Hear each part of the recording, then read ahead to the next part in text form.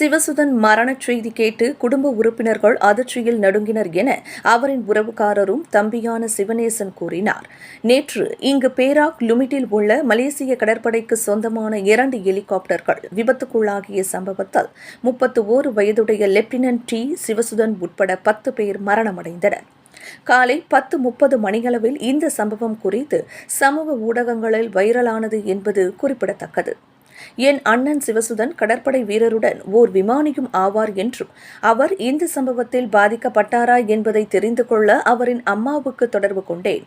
அப்போது சிவசுதன் இந்த சம்பவத்தில் பாதிக்கப்படவில்லை என்று அவர் கூறினார். ஆனால் சிறிது நேரத்தில் விபத்தில் உயிரிழந்தவர்களில் சிவசுதனும் ஒருவர் என உறுதி செய்யப்பட்டதும் உடனே தனது அத்தையின் வீட்டிற்கு விரைந்ததை சிவனேசன் வேதனையுடன் கூறினார். இந்த தகவலை கூறியதும் சிவசுதனின் குடும்ப உறுப்பினர்கள் அதிர்ச்சியில் நடுங்கி போனார்கள்.